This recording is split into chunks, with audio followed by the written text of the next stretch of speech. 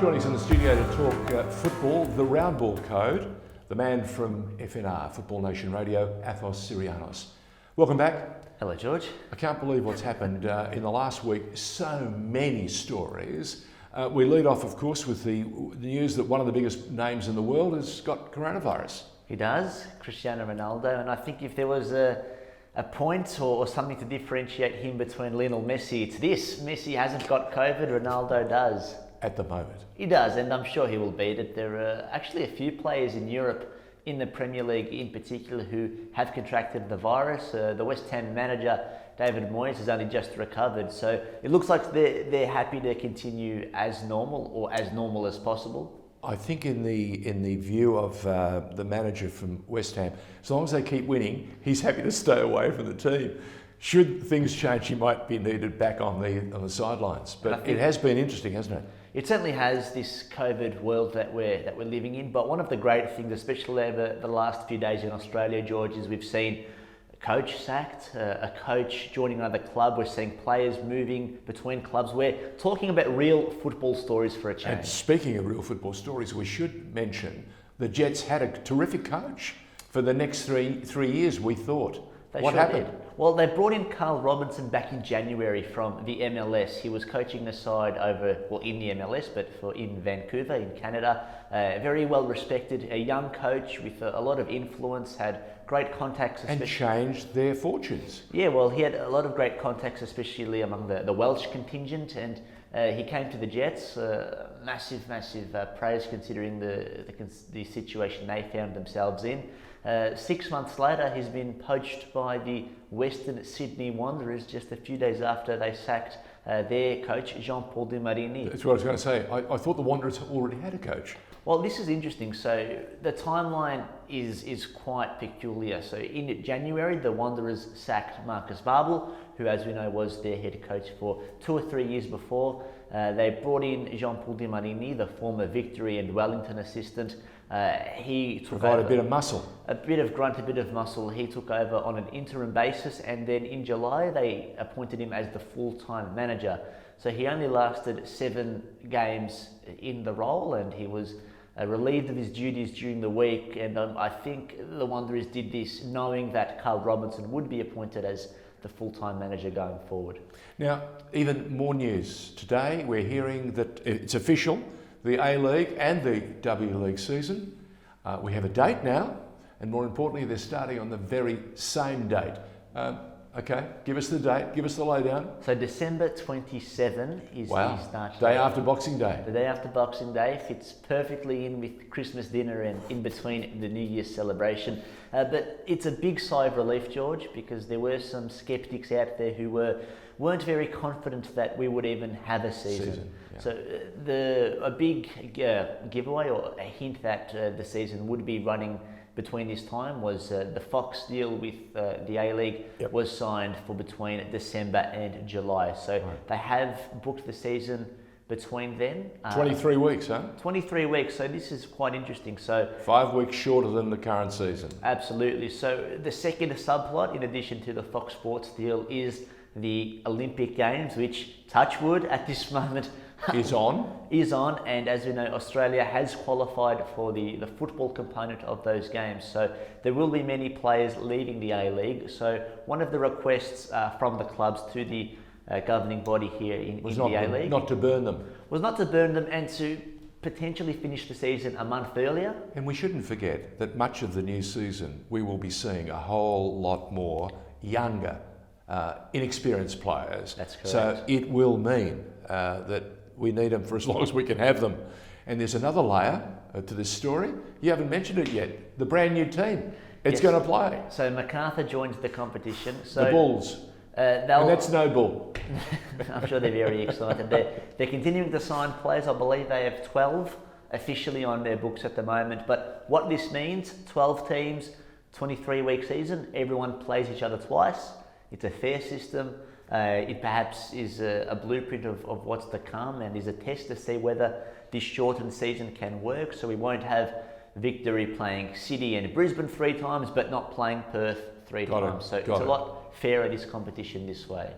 The W League, exciting news that they're starting at the same time. They're finishing a little bit earlier than the men, but already we're seeing so much more of the women's game through Optus, showing us a number of different competitions and games that include and feature a host of our Matildas. Absolutely, it's been great to see. We've had Sam Kerr, who scored a very nice goal for Chelsea against Manchester City in their Just top of don't the mention table Spurs, clash. the women, that they lost to Manchester, which is not what I wanted to see. But what I will tell you is Hayley Raso is playing an integral role for Everton this season. She will be playing off in the FA Cup final in the beginning of November. So a good chance for another Matilda to pick up some European silverware.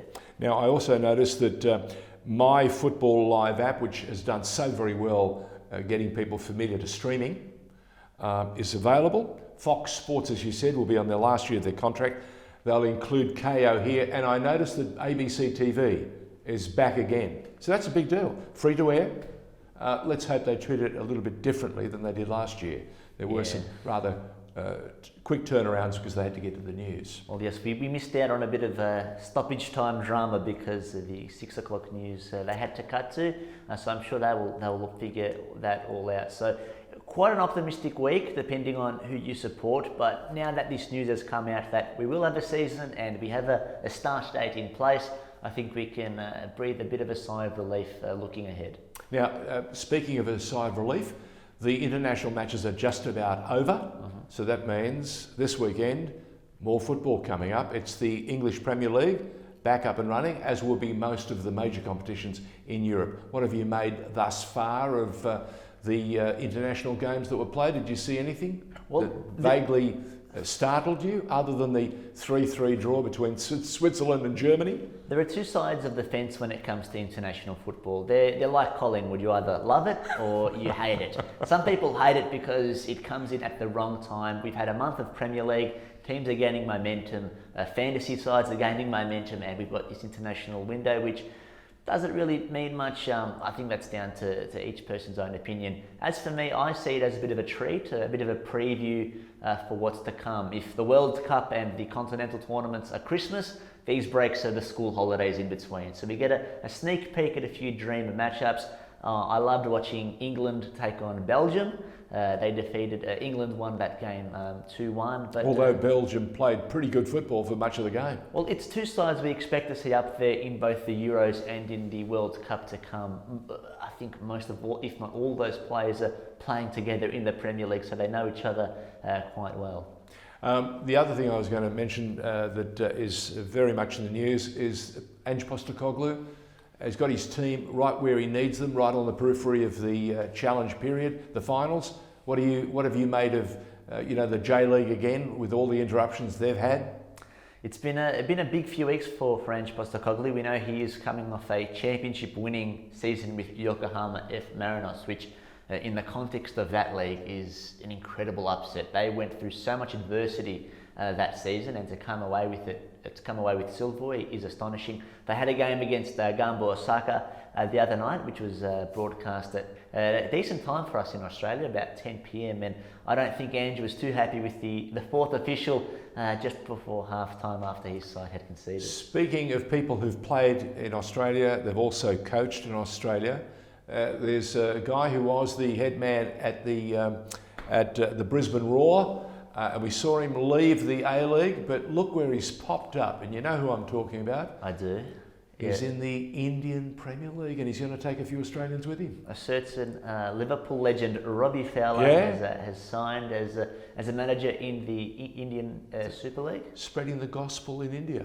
He certainly is. He was certainly much loved by Brisbane Roar fans while he was in the A-League. He really helped build that us versus them mentality. He had them finishing fourth, I think, when the pandemic hit, and then there were just a myriad of issues of him being unable to return to Australia and drama with the club. So happy that he's found a job in India, but we are seeing a bit of an Australian exodus to the Indian League, as well as to Greece, where Tony Popovic has taken over at Xanthi. I cannot believe how many Australians have suddenly popped up to play for a second division team in Greece.